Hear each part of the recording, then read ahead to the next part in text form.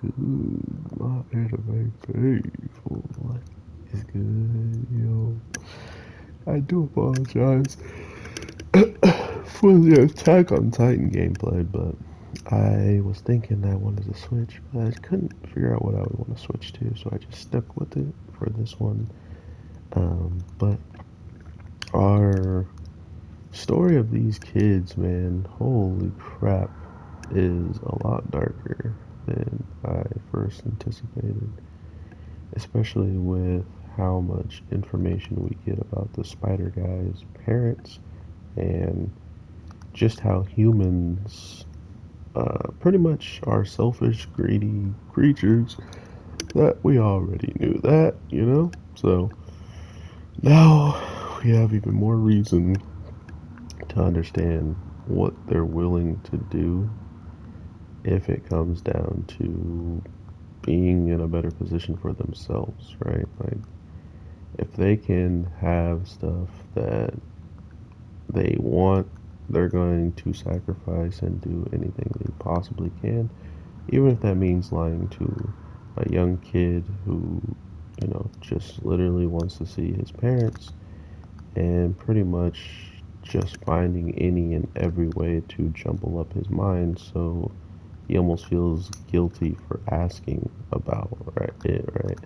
Like turn it into something that is negative towards him, and if that is the case and it continues to be the case, it then showcases either he didn't want to fight for that information for too long, or the uncle wins and he just gets what he wants and the kid stops asking about the mother. So it's pretty nuts to see that that is pretty much the whole entire goal of the uncle, was to get this uh, golden web that was known in a folk tale.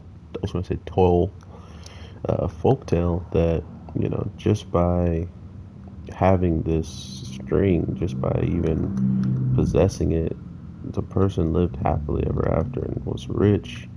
But supposedly, the stuff that they were making was also a healing, like a way of taking care of organs and taking care of internal bleeding and stuff like that. This gold web was not just meant for money, or the reason why it was making money was more likely due to the people who could use it to help lives, maybe. But we then find out that somebody has been taking care of any chances of selling it and any chances of having people know about it. So because of that, uh, the uncle made zero money off of it, right? So now you have the issue of, oh, I have all the stuff I need, and I sacrificed the person that I needed to, but yet I am not making any headway. No one's buying it. Something kept getting tagged up, and we find out it's the woman who.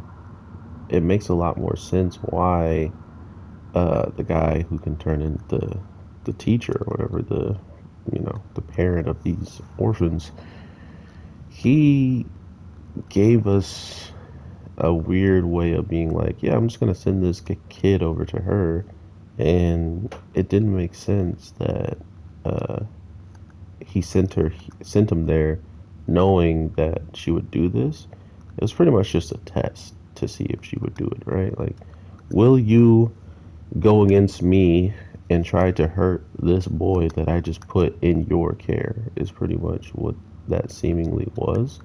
And she would. She would instantly take the thing away from him that keeps him alive, knowing about it from the person that he's asking, to take a look at him.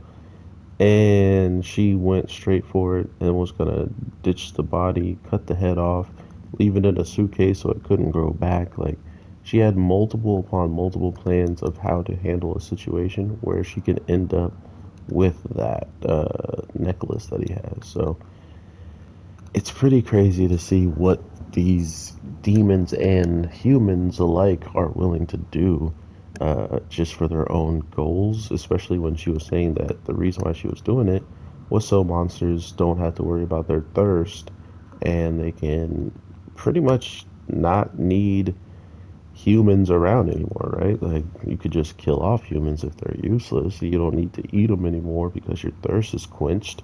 So you're not running rampant. You're not just running around fighting and killing anything in sight. So you're not a danger to the other monsters. But the humans are still around, so screw them. It's getting really interesting, and I love that aspect of the storytelling. So I'm very interested to see what people are thinking, what people are saying, and I will definitely talk to you in the next one. So with that being said, take care and peace.